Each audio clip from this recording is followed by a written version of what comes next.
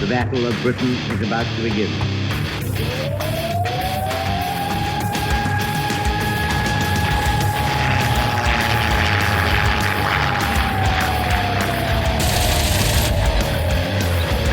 We got tanks up there.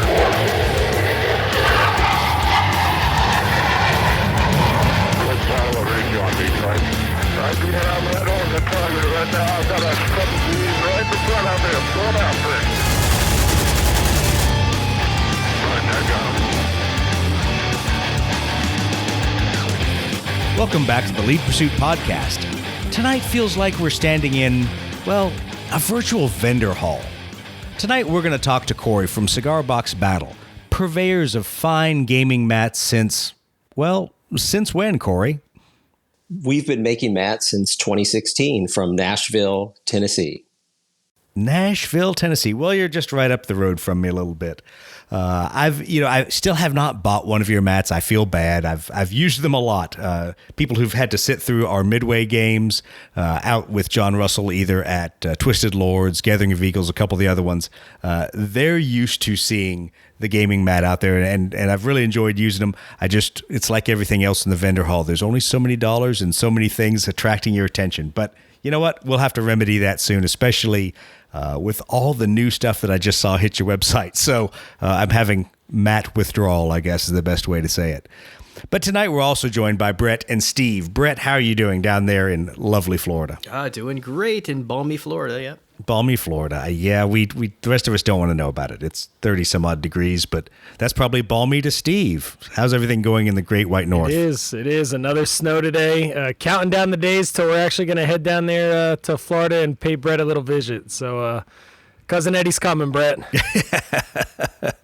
Oh, Brett, I feel so sorry for you. The whole Toth clan is going to arrive. Well, that's fine. Hopefully you guys will get some good gaming in. I have got 0 games in since my primary gaming partner up here, Matt, has just had a baby. So apparently they're doing baby things and not gaming. I think that's a problem with his priorities, but that's okay. I just won't do any gaming. No big deal. But let's not delay. Let's talk about cigar box battles. So, Cory, give me kind of the background. You said 2016, y'all started producing mats. How the heck did you decide to get into the mat producing business? Great question. Really, it all started, I would say, there have always been gaming mats. I will say that. I remember having the old Games Workshop mats and the model train, static grass mats, and all those were great. But really, it was when I was in college in Tallahassee, where a friend of mine, and kind of my gaming mentor, Bob Freeman, used to paint scenarios on pieces of canvas. And the concept was historical battles. He would paint, the battle of Chickamauga, and paint it on a canvas and just fold it up, put it in his closet. And then he would fold it out quickly, throw some trees on there and some houses and some fences, and it allowed for quick setup. I mean, I love Bob, but his were very ugly. They were horrible. They were literally pieces of, beige canvas with... Come on, wargaming is theater of the mind. It doesn't require beautiful scenery and terrain. Yeah. Oh, wait. Yeah, but they were efficient. And, what I always liked about them is you could put something under the mat to really kind of create those rolling hills. You didn't have, the train on top. So that was kind of where the original idea came from, was my friend Bob. And then actually, after a little while, I asked Howard Whitehouse to paint a scenario on a piece of felt. And that turned out great. And then eventually I connected with my friend Chris. So Chris is actually my partner in Cigar Box Battle. And Chris he's a graphic designer by trade. He's a creative director. I'm more the business person. But Chris, actually he designs really the first mats. We use some other designers now, but that was kind of the core concept, was something that you could just roll out easy onto the tabletop and start gaming.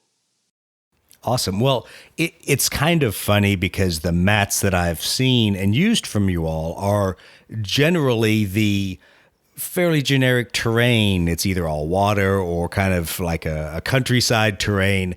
And it's one of those things that you never really realize how broad a line of something is until you go in there and say, I'm actually going to not look for what I need, and I'm just going to see what's in there. And then all of a sudden, as my cart is full of like 7 different mats, reality suddenly hits, and I say, no, I don't need those. But it's interesting to me because as I've looked at y'all's stuff over the years, it has mostly, in my mind, gone from things that are very landscape-ish to now there are definitely some urban setups. I still love the Pacific and Caribbean, island kind of things. There's much more detailed work in there. And I think a lot of people may not know that because, once again, there are so many different gaming mat offerings out there. You guys have always kind of fit that historical world, but now I see there's all kinds of things like hive mats, the one that we were talking about last night, the Space Caldera mat, Blood Temple, so some other really cool things. What kind of led you to branch out from just historical mats? We just really wanted to design mats that we wanted to game with. And we're like you guys. I mean, our game group, we game everything. I mean, from historicals to, Warhammer Epic to, World War One, biplanes to Infinity to, I mean, you name it. And so BattleTech. So we usually design mats that we want to play on. I mean, it's kind of simple as that. And then also just, listening to what our friends want and other gamers, and we get a lot of suggestions. A lot of people will send us stuff. Hey, and some of them are great and just kidding here, but, some of them are really kind of off the wall things. Some, hey, I want the battle of, some specific oddball battle from the War of Spanish Succession or something. But, I was going to say, doesn't the Battle of Nashville count as that? Oh, wait, you guys are in Nashville, so. I can also say that having lived in Murfreesboro, and people are like, Battle of Murfreesboro? Never heard of it. I'm like, yeah, don't worry about it. Exactly, yes. We'll pretty much design anything, any scale, just whatever kind of we're interested in. And it's worked out well, and we actually had a Kickstarter where one of 2 of the kind of the I guess you'd say the rewards were design your own mat. So somebody wanted the Battle of Stalingrad and the other person wanted a marshland. So 2 totally different choices there. And it was kind of a fantasy marshland. So we'll pretty much, do whatever we just are interested in, or also we'll design mats based upon what we think might be kind of trends in gaming, where, right. Just whatever rules seem to be popular. I mean, French and Indian War, Old West, just whatever it is, we'll design, pretty much anything that seems that people would be interested in.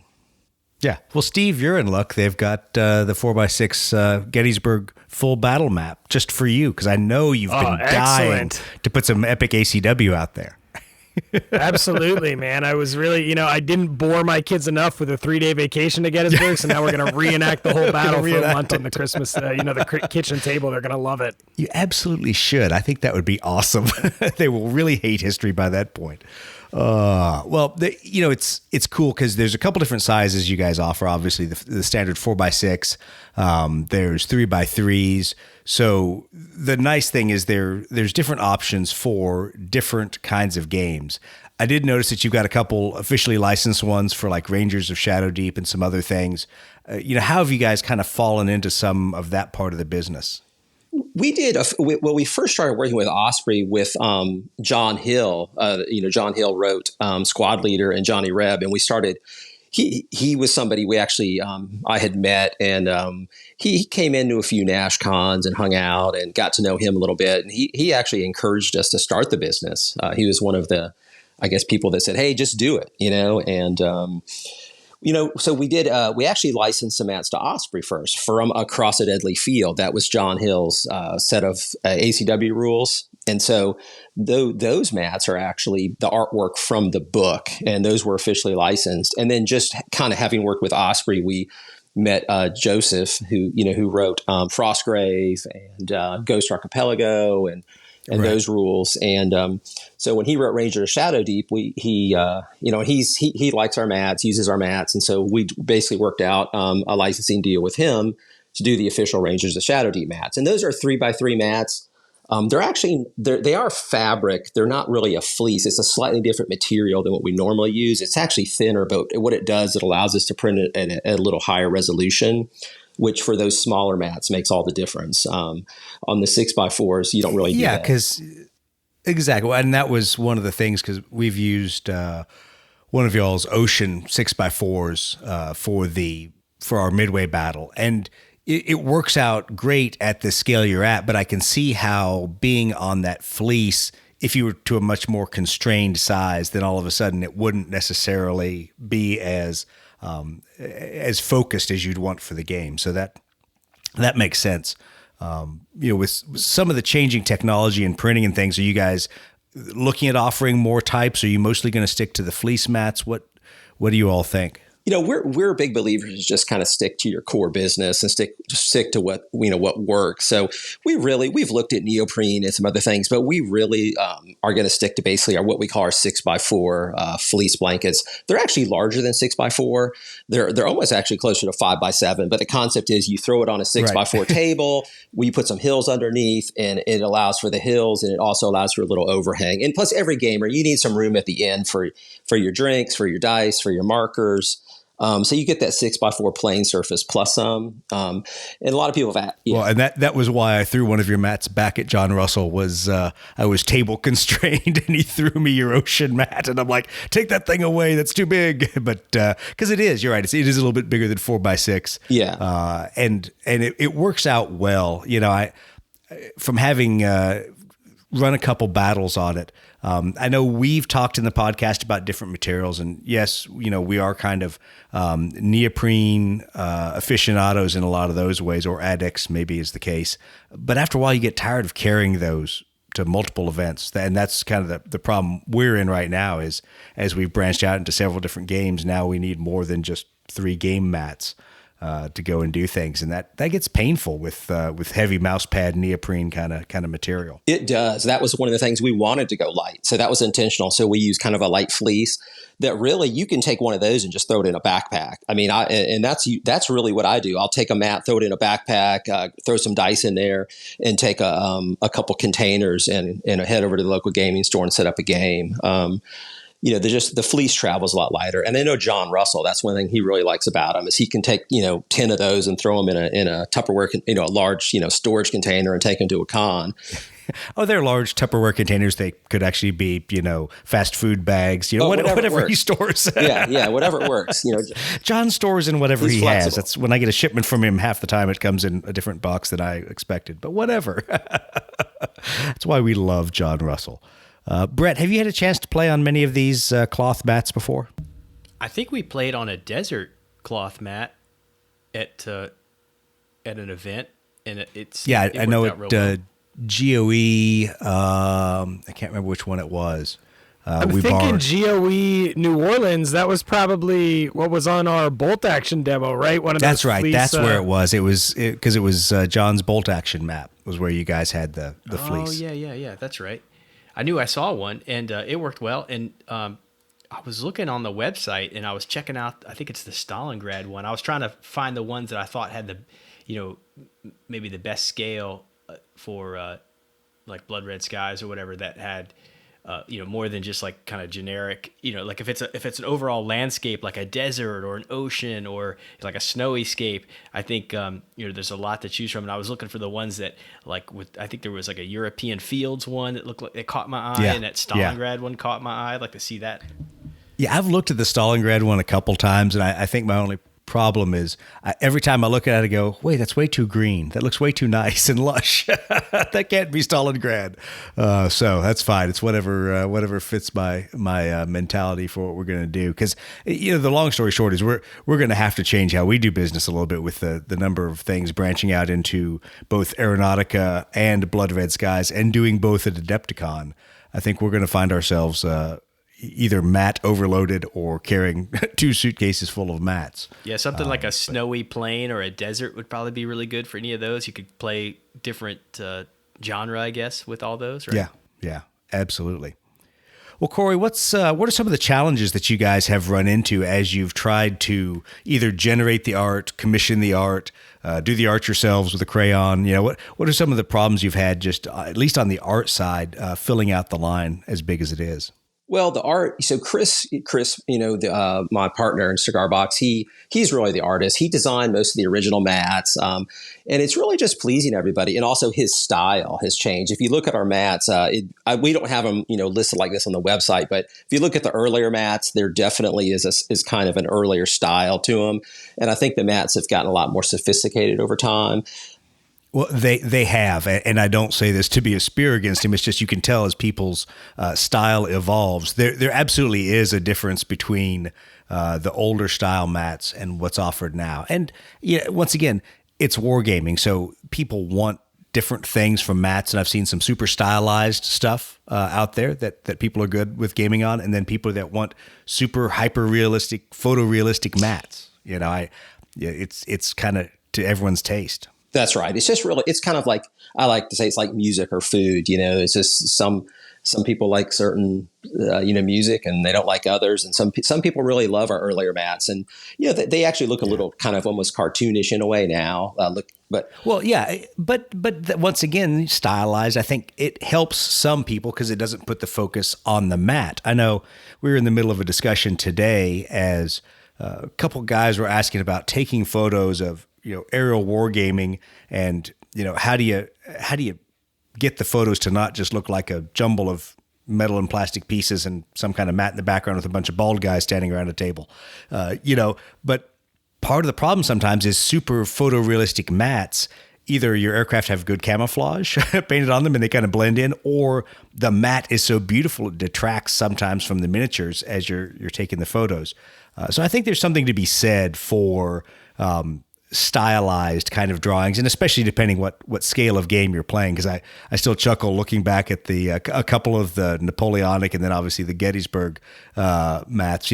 They're at a scale that's different than bolt action, so they're zoomed out quite a bit. Yeah. So I think it's perfectly and fine. absolutely, that's one thing too when you talk about art is ground scale. That isn't as big an issue now, but I'll tell you, a lot of what I like to call the old grognard gamers are very concerned with ground scale, because that was one of the main things back. Oh, well, I'm concerned about it sometimes when we look at mats, because there's some mats that in and of themselves look beautiful, and we've put 1/200 scale airplanes out there, and you can all of a sudden tell that this was intended for 28 millimeter ground figures, not for aircraft with the level of detail. And sometimes it just looks kind of jarring as the boulder you're flying over is almost as big as your Spitfire. Exactly. I could tell you a couple of new things we have coming out too for as far as the artwork goes. But you guys were talking about Gettysburg earlier, but we do have, I call it the mini Berg. It's actually the whole Battle of Gettysburg on a 6x4 mat. And, as far as ground scale, that's probably more suitable for, 2 millimeter, 3 millimeter, 6 millimeter figures. Exactly. That wouldn't work for 25s. But I wanted to wait to kind of announce this, on basically your podcast about the, we're doing a Gettysburg mat, but it's going to be epic scale. We're not working with Warlord, but it's basically designed for that, for that game, for that system. And it's going to be basically a 15-foot by a 7-foot mat. You got a lot of ambition there, do you? So we're calling it epic. Wow. So it's a huge mat, really designed for like big convention games or clubs. It's basically like four mats, together. But the kind of exciting thing. But that's a new release. That's not even on our website yet. That sounds good. We were talking about that a couple episodes when we were picking on a Warlord, about the fact that one of the good things for the epic scale for American Civil War and then now for the Napoleonics is it does engender the ability to do larger battles like that. Although we laughed that it seemed like as soon as everybody's like, yeah, this thing's going to be good, we got the kind of figures we can set up, the battle still took them like 8 hours to do. Didn't really speed anything up, but that's all right. It's one of those things. So yeah, that'll be cool to see some supersized mats there that you guys will roll out. What else are you guys thinking of, with new terrain, new things that you're going to release besides kind of some ACW? Well, Sam Mustafa is working on a naval game called Nimitz. You might have heard a little bit about that, but it's basically So I have heard. Everyone keeps talking about it. Yeah, so we've designed a mat, and we're not sure exactly how it's going to work with the game, but basically it's kind of like the Guadalcanal, but at a strategic level. Probably the easiest way I could describe it is think kind of like Axis and Allies, with on a much larger mat. So on a 6 mat with a grand the grand campaign. But the game's going to be called Nimitz, but we're going to have a couple versions, a couple mats out that will go with that. He's still test playing the game right now, so I don't know what that will look like in the future or what's going to happen with the game. But it's kind of exciting to work with Sam. We actually worked with him on Blucher and Rommel and designed some gridded mats for Blucher. It was in Rommel, yeah. So it's kind of neat to get ahead of those things, but we're definitely doing some a mat there. But that would probably work for some aerial games as well. I mean, not just Sam's rules, but we did one with a grid and we did one without a grid, so that you can play it with. Well, so let's talk gridded. Yeah, since you brought that up, what kind of things do you offer for grids or hexes on some of these mats? So most mats, not all, but eventually it will be all, but it takes a little time to do it. But most mats have a hex overlay option, and we just try to keep it simple with 1 inch, 2 inch, 3 inch, and 4 inch. We found that's what most gamers want. A few want 1.5 inches. But we can do hex overlays on most mats. I mean, we can do them on all, but we don't have that option on all. It's kind of a slow process to roll it out for our designer. But, a lot of people, and also 1 inch square grid. So we found the mats have made the transition from historical gamers and sci-fi gamers over to the fantasy kind of role-playing crowd as well. So they like the 1 inch square. So a lot of, D&D gamers are using our mats now, or, room. Yeah, RuneQuest. Cool. So they've kind of made the jump. Well, and there's a lot of them. I mean, even if you are looking at some of the historical mats, some of them just make great adventure mats. I mean, just like, San Juan Hill, looking at that one is a cool crossroads river kind of mat that you can do a lot of neat things on, and having the ability to, either hex it out or do anything like that makes it really cool for making it a multi-use kind of mat. Because things like that you could play with the hexes on it, but just fly over it for terrain, hex it out for a lot of the other, like 1/285th scale stuff. There's just a lot of stuff you could do. So that's kind of cool. I use for my World War I games. I play the old Game Designers Workshop Blue Max, which uses hexes and. Wow, that is a blast from the past. We were talking about that a couple episodes ago, and I'm like, I don't think I ever owned it. I remember people having it, but I never. Oh, played it's a great game. It's a classic. So just I have some planes, and we put hexes on it. And we just play basically the board game on top of that. Also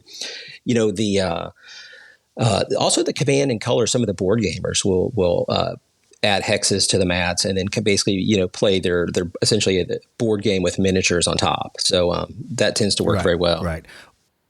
Which is interesting because Mitch Reed, our buddy over at No Dice No Glory, has been talking a lot about the Command and Colors series, and I've just never gotten into it because it's just not a thing I'm interested in. But it seems like a lot of people have really enjoyed it, and it makes sense to transition that from a map board kind of setup to kind of a hex setup, or a gaming mat setup, to give you a lot more flexibility.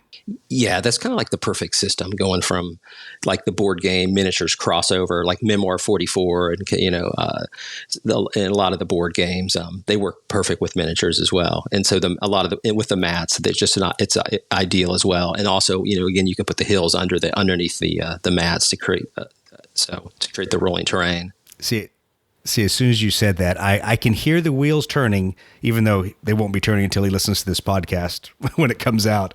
But right now, Scott Atchison is thinking, why don't they do a Europe map for 1980s for Red Storm, so we don't have to game on those stupid paper mats inside Red Storm? Because it's funny that I don't know if you've ever played that game by GMT. It's a aerial warfare 1980s Cold War kind of thing. Super fun, but the problem is the counter stacks are so high, and you end up like having 5 or 6 counters in a stack on each flight of aircraft.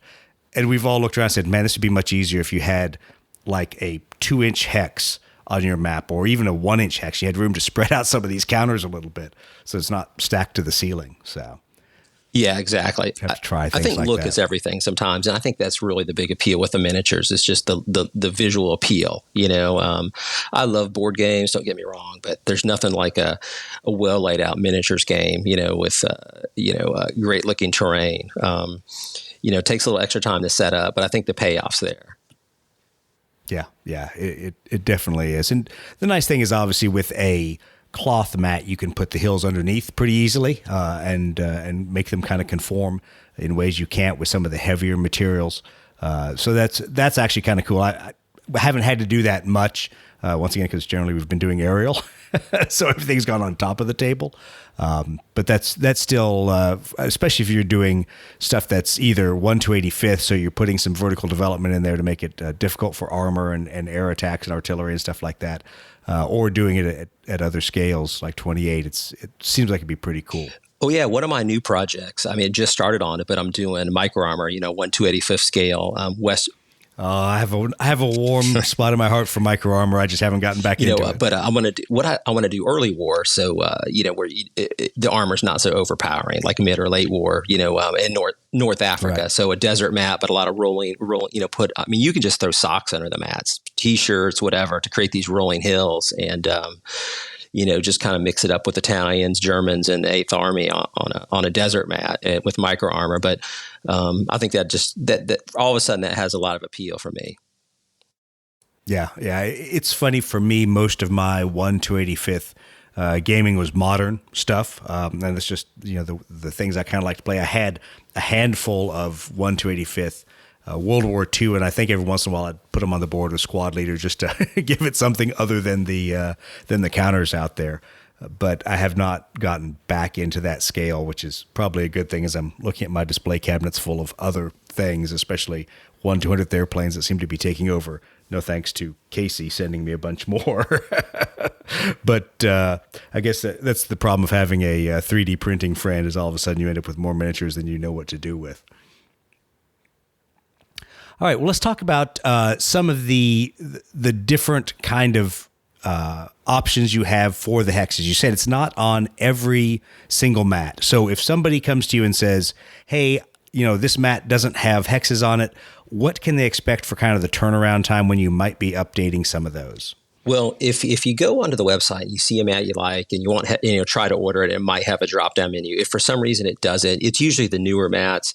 Actually, just let us know. Send us an email or a message. Sometimes just messaging us on Facebook or Instagram is easier, or Twitter, and say, hey, I'm interested in this mat. Can you add hexes? And what I'll do is I'll just really pick up the phone, call the designer, and say, hey, go ahead and add hexes to that. And it's a hex overlay. It's not super time consuming, but I'd say about maybe a 2 to 3 week turnaround, just on the safe side. And that's not the time it takes to do that. It's just they usually have some other work in front of them. So. Right. Is there going to be an option for any different sizes for some of these? Because I know obviously like some of the 4x6 are really geared towards an entire image, but some of them are also fairly generic. So it's things that could be produced in different sizes. Are you all looking at, splitting the line in a couple ways there? Because you already have a ton of 3x3 options. But I just laugh as I'm sure people have already asked for something that you haven't cut down to 3x3 yet. Oh, we get a lot of requests. Well, we actually have some 2x2s. They just don't really sell that well. To be honest with you, that's not a size that a lot of people want. For some small skirmish games. I was about to say, apparently for Aeronautica Imperialis, it's now a mandatory size for a couple of the scenarios. Okay. I rolled into that with GW and I laughed. Because I unfolded their 3x3 hard mats that I bought from them. I unfolded the 3 by 1.5 foot paper mat that came with it, and then realized none of them were the 2x2 board that was prescribed in the scenario book. So I kind of had to laugh and said, "Nice work, GW." Wow, even your own maps don't work for this. So, but we 2x2, 3x3, and then 6x4. We're dabbling right now with 4x4s, or maybe what would actually look more like a 4x5 mat, kind of just a smaller, a smaller version of our 6x4. But we don't want to create too many, again, we just kind of want to stick with our core items, which is really our fleet 6x4. We can dabble in some other areas, but I think that's really our main focus right now is just, and then going into these, what we call, our epic mats, these big, 6 by 15 foot mats. We're going to experiment with there. And if Gettysburg does well, and it's well received, we'll probably do Waterloo and some other, kind of classic historical battles. Steve's eyes are rolling back in his head as soon as you said Waterloo. Sorry, Steve. I'll tell you what, Jamie's been bugging me for a new dining room table. She's going to be real happy for about a week until that 15-foot Gettysburg map shows up. And exactly. Oh, that's all right. They'll get over it. That's what I said. And then I got exiled upstairs to the new hubby room, but that's all right. I got my own table up here now, so I can put whatever mat I want on it. Damn it. Oh, that's all right. Well, so taking a look at, a bunch of the options that you have out there, and obviously there's a ton of them in the 4x6 plus. There's a number of them in the 3x3. Do you guys have an easy way for people to request stuff, to upload art, or to kind of say, hey, here's something I'd like you guys to think about?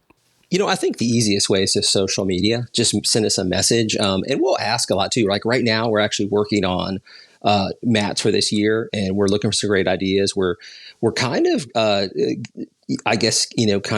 funneling the spirit of Games Workshop to a certain extent, where we've had a lot of people ask for mats for like Mordheim or something, Mordheim inspired, or something kind of for like Kill Team, some, like sci-fi city stuff. But basically just reach out to us, message us, say, hey, this is kind of what I'm looking for. And we'll kind of kick it around and think about it. If it's something that we think, others would like, then it's fairly likely it could go into production. Although we have learned that we really don't do custom mats. So if you have a design, that's really, we're not really too interested in that right now, of doing like one-offs or custom mats. Yeah, absolutely. There's a lot of people that do those, and I think that, especially for a smaller business, is sometimes a slippery slope, because you want to find customers and make them happy, but the time and effort put into optimizing for a small print run of one or two may not be exactly what you want. Right. This is, it's basically, it operates like a printing business, Cigar Box Battle, where the more we print, the more cost effective it is. And also, like you guys, we have other jobs. So Cigar Box isn't our full-time job. This is just exactly. Two guys trying. It actually started as just a way to make a little extra money for, just to reinvest in the hobby. It's like, oh, we'll sell some mats, and hey, we'll buy some miniatures. Oh, we'll sell some mats. Hey, we'll buy some terrain. And it still kind of is that, we just kind of reinvest the money back into the hobby, and it's a lot of fun to go into conventions and to, meet other gamers. And if we're not at conventions, we usually hit most of the cons in the Southeast.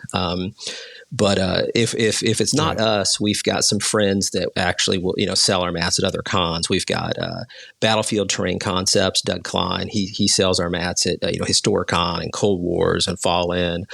And then Stephen Huckabee does some of the cons. He'll go. Actually, he was at Siege of Augusta this weekend, but he does the cons in Florida, and then he also drives out to Texas. He'll do like Millennium Con and Broadsides and some of those other cons. So we have the Southeast up the East Coast.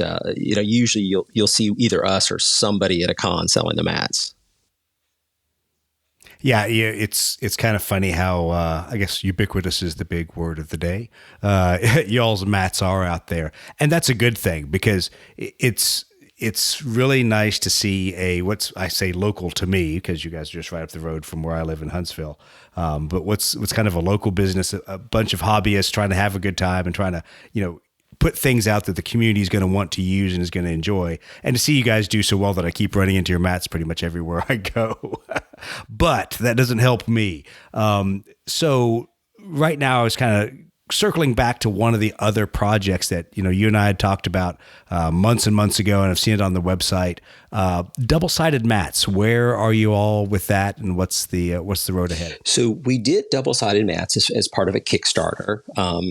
I think that was 2 years ago, and it was very successful. It's a slightly different material than our standard mat. So the problem with the normal fleece we use for the standard mats, we use basically the way they're printed, you can get some bleed through if it's too thin. So this is a thicker material, which we have to specially source. It's a thicker type of fleece, and it's a plush fleece. So it has a little bit of a texture to it, a little 3D texture, which looks great for grass. You've probably seen some in pictures, actually, like the Clash of Spears guys use one of our plush mats, and it has a little grass texture to it.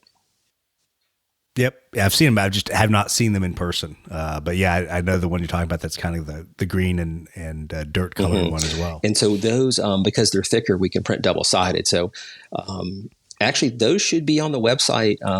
I'd say within the next 30 days. We're just waiting on a few test mats to come back and make sure everything still looks good. And so double-sided. People always ask for double-sided. I mean, it's as far as storage, you're getting twice the mat. So so you expect to see those on the website very soon. Well, good. Is that going to be kind of just a set series of double-sided, or is it going to be pick and choose what you want printed on each side based on a standard 4x6 plus mat that you guys already have? Yeah. So that's one thing that's unique about us is, what we'll do, it's more time consuming for us, but we've always really taken pride in our customer service and trying to take care of the customer. So we'll actually do whatever designs you want. So you tell us I want desert on one side and ocean on the other, we'll print it. So they're not going to be preset designs. So it's totally customizable. You pick 2 designs, tell us, we'll print it to you and ship it to your house. Steve, that sounds like a slippery slope for you, doesn't it?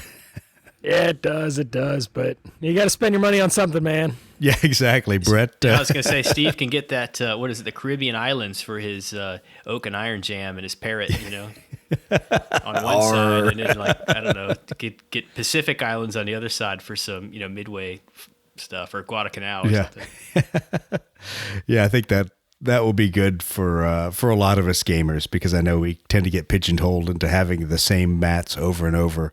Since GOE, I think for the tournament, has used the same 4 or 5 mats for the same map boards, we may have to diversify a little bit here before Adepticon and see what we can do.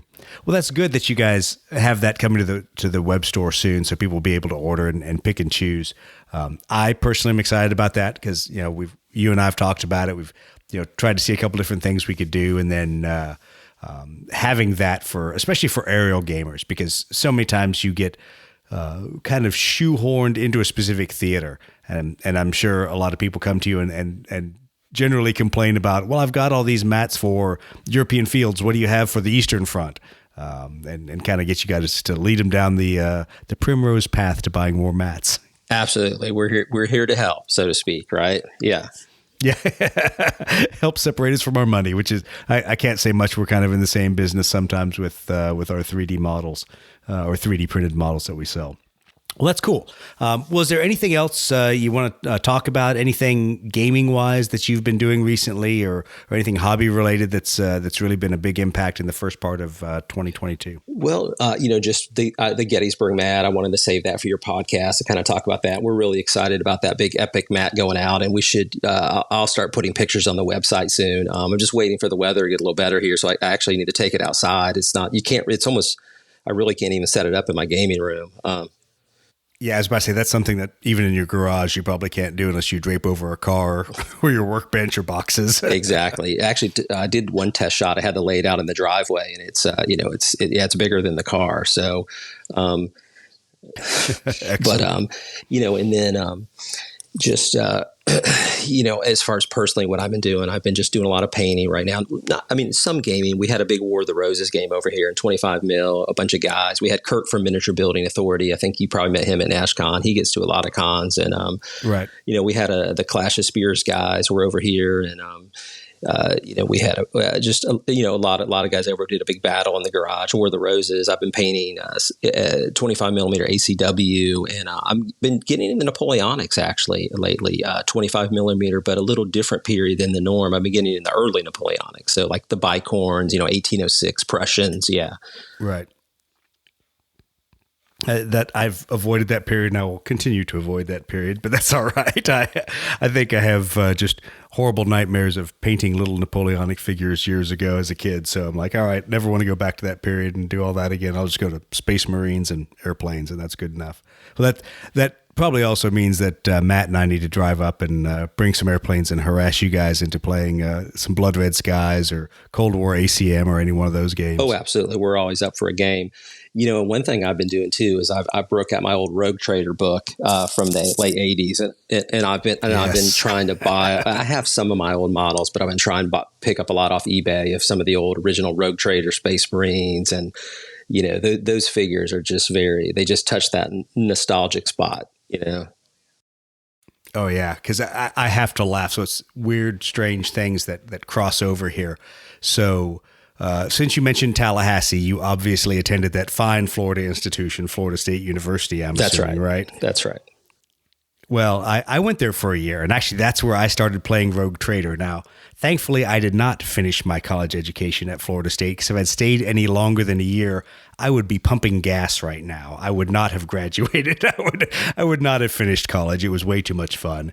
But that's where I started playing Rogue Trader, and a buddy of mine down there introduced me to that, and kind of got me started on the whole Warhammer 40K kick. And I know what you mean with the miniatures, because I have a bunch of 40K Rogue Trader era Space Marines and as it was called, Imperial Army before it was Imperial Guard, things that I've sourced off eBay, and I've still got to get them all painted up. Still got to strip a bunch of them because they have horrible 1980s paint from the last owners. But they're certainly fun and certainly cool stories. Oh yeah, we had a lot of fun with those, and remember the game Talisman from Games Workshop? I mean, it was like the never-ending game. Yep. But we would just play that for hours, actually, in the Diffenball building there at Florida State, and Axis and Allies, Rogue Trader. We kind of had an informal FSU gaming group that would meet over there in the Diffenball building. Usually, pretty much all day Friday night and Saturday. So good times. Wow. That long time ago, but that's cool. I'm actually looking over at 3 Rogue Trader era metal land speeders I've got to strip and repaint. But stuff like that is just so darn cool aesthetics wise. And thankfully Games Workshop has brought some of that into the current Heresy era miniatures, but I haven't been buying any of those. I know Brett's got a bunch that he still has to work all of his hobby magic on now that his hobby space is set up. And Steve, we haven't suckered you into doing any 40K or 30K stuff yet, other than Aeronautica, right? Yeah, not yet. That's a very intimidating army to start painting. So don't worry, just spend your entire paycheck and maybe you'll get 1,000 points. Yeah. Well, that's fine. That's why we're going to do Aeronautica. It's only a couple models. It's the Blood Red Skies of the 40K universe. So hopefully it won't be too bad of a slippery slope to go down for miniature acquisition. I think the good thing is, Steve, you're getting the lion's share of my boxed sets. I think I'm sending like 5 models to Brett, and there's like 15 models in the box to you. So don't F it up. Yeah, I'm super nervous. I'm going to do something that's like against canon, and I'm going to just get like shunned from the entire that's going to be the first thing that's forever. going to happen. Someone's going to go, I'm sorry, the Imperial Army did not use that that paint scheme. Yeah, it's 40K fluff grogs can be almost as bad as Napoleonic's grogs. And that's why I just don't care. Oh, it might be worse. I had a friend, we were driving from Tampa to Tallahassee, and this was back in college, and I asked him I was like, hey, tell me about the origin of the Eldar, the lore of the Eldar. I mean, 4 hours later, we were rolling in to Tallahassee from Tampa, And you're like, dude, I'm good. I tried to do that to Steve the other night, and he hung up on me. Yeah, smart.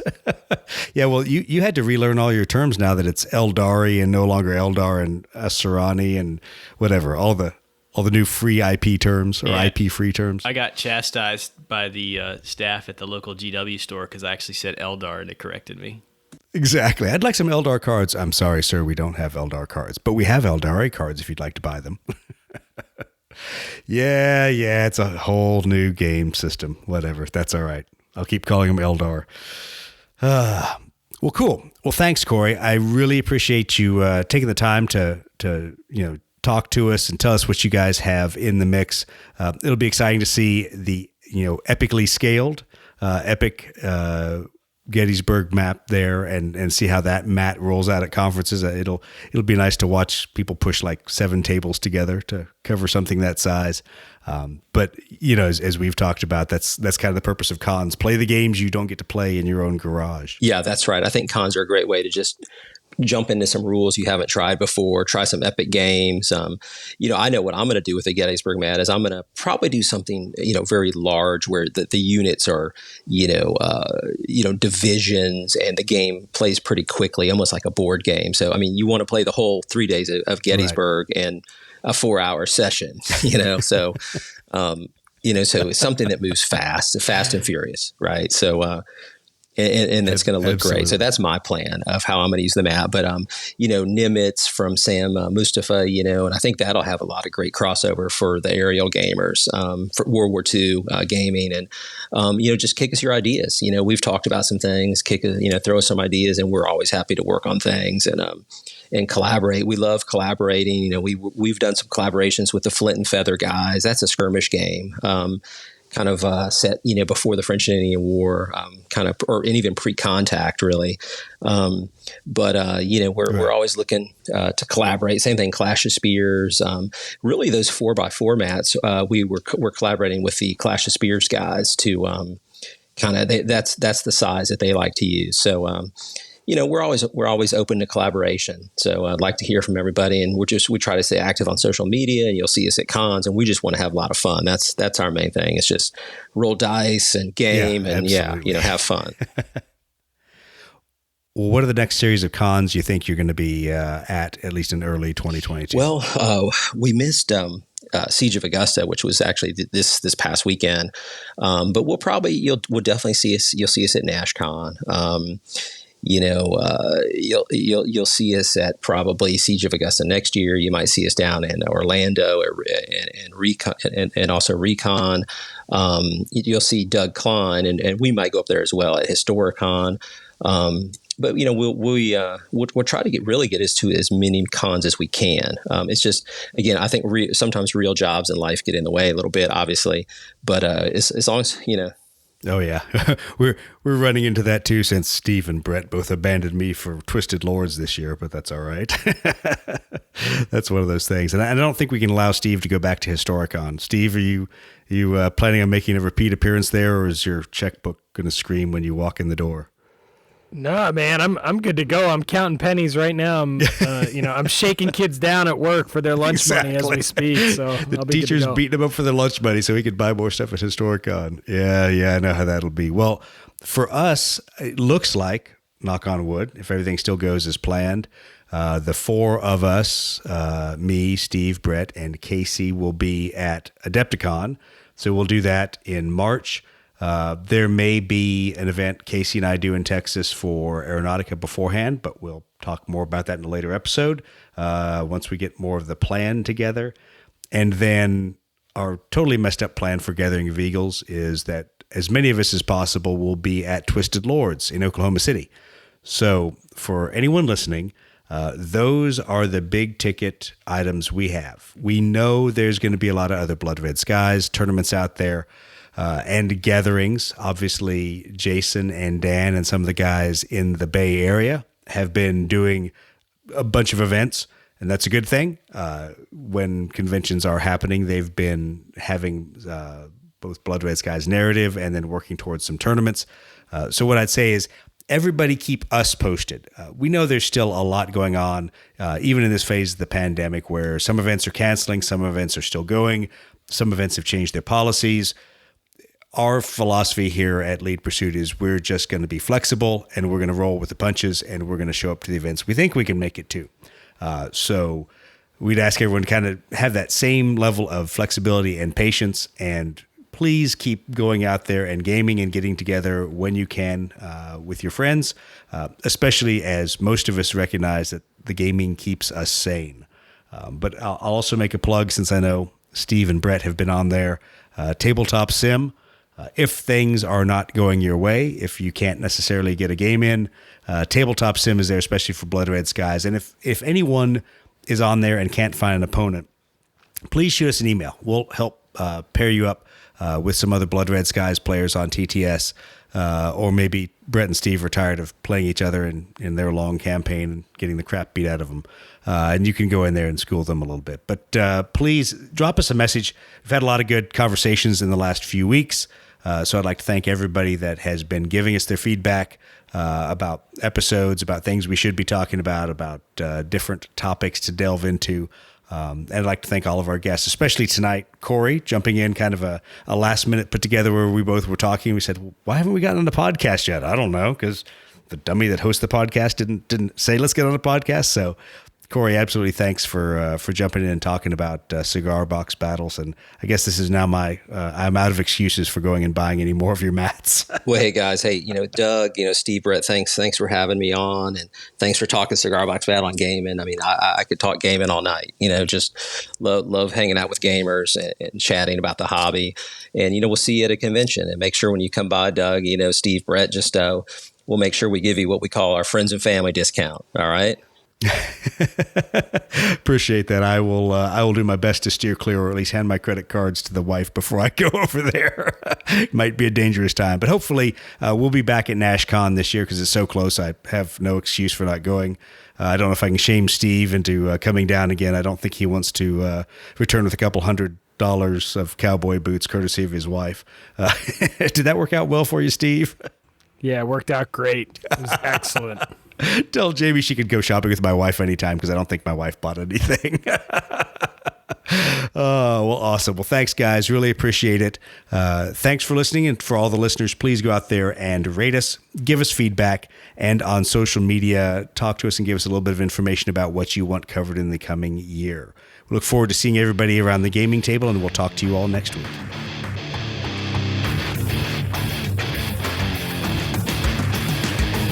That all over again. Thank you for backing me up, Steve. Oh, I get an F, capital F. Normally we record when we're assing around, so I never forget this. All right. Try this all again.